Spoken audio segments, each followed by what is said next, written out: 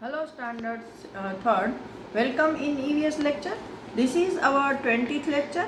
In previous lecture we have discussed chapter number 6, food we eat. Now there are some parts remaining over there of the chapter 6, so we are going to discuss today, and then we will start our new chapter, chapter number 7. Look at this. In previous lecture we have discussed the choice of 3 children, what they are going to eat when they willing. मतलब ये 3 children की हमने choice देखी थी कि भाई जब उनको कुछ खाने का मन करता है तो वो क्या स्पेशल खाते हैं, है ना, जिससे हमें पता चला कि लोग अलग अलग तरह का कैसे कैसे खाना खाते हैं. Now today we are going to start from here. What are the reasons that decide what we eat. मतलब कि जो रीजन है कि हम क्या खाते हैं, देखो हमारा खाना है वो बहुत सी चीज़ों पर डिपेंड होता है. तो यहाँ पर आपको कुछ ऑप्शन दिए हैं, so you put right on them, add to the list. उनमें से आपको राइट करना है और उसमें अगर आप कुछ ऐड कर सकते हो तो उसको ऐड भी करना है. इसमें 2 प्लेस भी दी है. व्हाट इज इजीली अवेलेबल, ये तो फर्स्ट है ही कि भाई जो चीज़ हमें इजीली अवेलेबल होती है वो चीज़ हम पहले लेते हैं. फिर व्हाट वी कैन बाय, ये भी एक इम्पोर्टेंट थिंग है कि भाई हमारे पास जितने पैसे होते हैं उसके अकॉर्डिंग हम हमारी खाने की चीज़ें परचेज करते हैं. कस्टम्स एंड ट्रेडिशंस, कि भाई हमारे यहाँ जो रिवाज है, हमारे जो रीति रिवाज है उनके अकॉर्डिंग हम खाना बनाते हैं. पंजाबी लोगों का खाना अलग होता है, गुजराती का अलग, महाराष्ट्रियन का अलग. फिर अकॉर्डिंग टू द प्लेसेस, जिस जगह पर हम रहते हैं वहाँ पर कौन सा खाना ग्रो होता है ना, मतलब इजीली अवेलेबल, लेकिन वहाँ का प्लेस, वहाँ का एटमॉस्फेयर, प्लेसेस भी लिख सकते हैं, एटमॉस्फेयर भी लिख सकते हैं. ओके, कि जैसे कि देखो गर्म जगह पे जैसे राजस्थान ये सब जगह पे है, वहाँ पर बहुत ज़्यादा गर्मी पड़ती है तो वो लोग ऐसा खाना प्रीफर करेंगे कि जिसमें उसकी बॉडी को थोड़ी ठंडक पहुँचे, है ना. या फिर वहाँ के लोग थोड़ा स्पाइसी पसंद करेंगे जिससे कि उसके बॉडी को शायद अच्छे से डाइजेशन हो सके, आई डोंट नो. फिर एटमॉस्फेयर के अलावा भी हमारा खाना डिपेंड होता है कि भाई हमारे यहाँ पर, और फिर इसके अलावा होता है अकॉर्डिंग टू द सीजन्स, कि हमारा समर में खाना अलग होता है, मॉनसून में अलग होता है, विंटर में भी अलग होता है. तो सीजन्स भी इसके अंदर एक पार्ट रोल प्ले करता है. Now name of some things are given below. Put right on the things that can be eaten. If you are not sure about anything you may ask your teachers. यहाँ पर कुछ चीज़ों के नाम दिए हैं तो आप उन चीज़ों को राइट करना है जो आप खाते हो, और बाकी को राइट नहीं करना है. अगर नहीं पता है तो टीचर से पूछना है. तो ये आप अपने आप करने की कोशिश करना, वरना मैं इसकी PDF भेज दूंगी. Okay, now over here write the names of some food items that you have never eaten before but feel like eating. यहाँ पर ऐसी कुछ चीज़ों के नाम लिखने हैं जो कि आपने अभी तक कभी नहीं खाई है, लेकिन आपको ऐसा लग रहा है कि हाँ मुझे मिले तो मैं खाऊंगा. आपने जिसके नाम सुने हैं या कहीं पिक्चर में देखा है, डिस्कवरी में, टीवी में, मूवीज़ में, तो उसके नाम, ये भी आपका वर्क है. क्योंकि अगर आपको नहीं आएगा तो I will definitely send the PDF. मैं PDF तो भेज ही रही हूँ, उसमें आपको आंसर दे दूंगी, लेकिन थोड़ा ये टास्क आप खुद करोगे. हाँ, तो आज हमारा ये चैप्टर नंबर 6 है, यहीं पर ख़त्म होता है.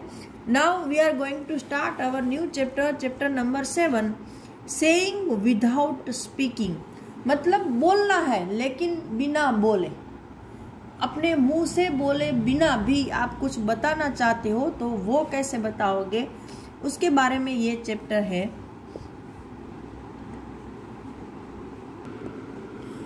नाउ डम चार्ज, मतलब ये एक गेम है जो कि हमें बिना बोले खेलनी है. Okay, let us play a game. In this game everyone has to let others know what they want to tell without speaking. Divide yourself into groups of 7। मतलब हम एक गेम खेलते हैं कि इस गेम में हर एक को let other know what they want to tell without speaking, कि उनको बताना है कि जो दूसरा है वो बिना बोले क्या बोल रहा है। तो आपको ऐसे 7 ग्रुप बनाने हैं। Your teacher will give each group a piece of paper with a situation written on it. जब आपके 7 ग्रुप बन जाएंगे, अभी तो आप यहाँ पे स्कूल में नहीं हो, आप ये घर पर कर सकते हो, 7 लोग मिलकर भी कर सकते हो, 4-5 लोग मिलकर भी कर सकते हो। ऐसा कंपलसरी नहीं है कि हर एक ग्रुप को टीचर एक एक कार्ड देंगे या पेपर का टुकड़ा देंगे और उसमें कोई एक सिचुएशन लिखी होगी, कोई एक कंडीशन, परिस्थिति, और आपके ग्रुप में से किसी एक इंसान को उसको एक्ट करना है। Each group will read what is written on the paper and prepare a silent act। हर एक ग्रुप को वो रीड करना है और उसके अकॉर्डिंग एक साइलेंट एक्ट, मतलब बिना बोले का एक एक्शन वाला नाटक आपको रेडी करना है। Keep in mind that you can not speak, you can express through your face and body action. ये याद रखना कि आप बोल नहीं सकते हो, सिर्फ आपको जो कंडीशन बताई गई है वो अपने हाथों से और अपने फेस के हाव भाव से सबको समझाना है कि आप क्या बोलना चाहते हो। When all the groups are ready with their acts, they have to perform one by one in front of the other group। जब सारे ग्रुप रेडी हो जाए अपने एक्ट के साथ, तो फिर दूसरे ग्रुप के सामने उनको 1 by 1 अपना एक्ट दिखाना है। The others will have to guess what is being acted out। और बाकी के जो ग्रुप है वो अनुमान लगाएंगे कि वो एक्चुअली क्या एक्ट कर रहे हैं। How did you like this game? हम लोग ऐसी गेम खेलते ही हैं। Did you find it difficult to act without speaking? थोड़ा बहुत तो डिफिकल्ट होता है बिना बोले एक्टिंग करना, लेकिन ये फन गेम है, मज़ा आता है। Look at the picture given on the next page। The children in the picture are talking to each other through action। यहाँ पर मैं अभी आपको दिखाऊंगी, दूसरे पेज पर 2 बच्चे हैं, तो वो एक दूसरे के साथ एक्शन से बातें कर रहे हैं। Now have you ever seen anyone talking through action?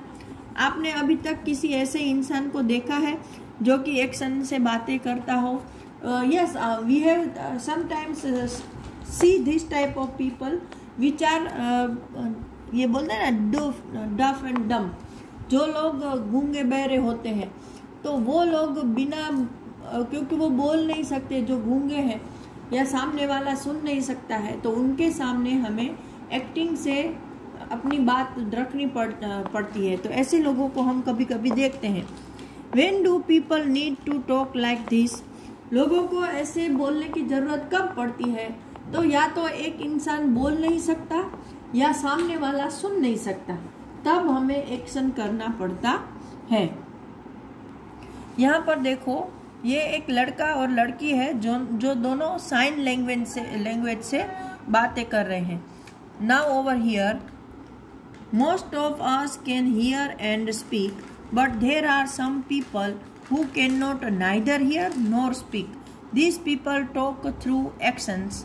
They understand what the other person is saying by studying their lip movement. हम में से तो ज़्यादातर लोग हैं वो सुन भी सकते हैं और बोल भी सकते हैं, लेकिन कुछ लोग होते हैं जो कि ना सुन सकते हैं और ना ही बोल सकते हैं। तो वो लोग ऐसे एक्शन के थ्रू बातें करते हैं और वो दूसरों की जो बात है, जो दूसरे लोग उनको क्या बोल रहे हैं, वो उनकी लिप की मूवमेंट्स, आप जो बोलते हो ना, आपके लिप्स जो मूव करते हैं, उसको देख के समझते हैं कि आप क्या बोलना चाहते हो। All of us cannot do everything। हम सब ये सब कुछ नहीं कर सकते हैं। Some of us sign well, others can run fast। कुछ लोग हैं others write good poetry। Some can climb trees quickly, while others can run fast. Some can draw well, others can sing in tune. We are all special in our own way. Hence, in school we can learn from each other. Like all children who cannot speak and hear also go to school to read and write. In school, sign language is taught to them. यहाँ पर क्या है बताया है कि हम सब है वो सब चीज़ें नहीं कर सकते हैं। इसमें अलग अलग एग्जाम्पल दिए हैं कि कुछ लोग हैं अच्छा गा सकते हैं, कुछ अच्छी कविताएं लिखते हैं, कुछ अच्छे से डांस कर सकते हैं एक्सेट्रा। लेकिन जो हर बच्चा है वो हर काम नहीं कर सकता, कोई ना कोई एक आध या 2-3 काम में एक्सपर्ट होता है। लेकिन जब हम स्कूल जाते हैं तो हम एक दूसरे से अलग अलग चीज़ें सीखते हैं, और मास्टरी तो नहीं लेकिन कुछ अच्छा तो ज़रूर सीख लेते हैं। लेकिन जो लोग ऐसा कुछ नहीं कर सकते हैं, जो कि साइन हमारी तरह बोल या सुन नहीं सकते हैं, ये चिल्ड्रन भी स्कूल जाते हैं, वहाँ पर वो भी रीड एंड राइट करते हैं, लेकिन उनकी स्कूल अलग होती है और वहाँ पर वो साइन लैंग्वेज में सब कुछ सीखते हैं। टीचर है उनको साइन लैंग्वेज से सिखाती है। Let us read about a child who cannot hear yet who can do many things. तो हम यहाँ पर एक बच्चे के बारे में डिस्कस करेंगे जो कि सुन नहीं सकता है लेकिन वो फिर भी बहुत सारी चीज़ें कर सकता है। तो आज के लेक्चर में मैं यहाँ तक कंप्लीट कर रही हूँ। नेक्स्ट लेक्चर में हम आगे की स्टोरी है वो डिस्कस करेंगे। Till that time good by two everyone.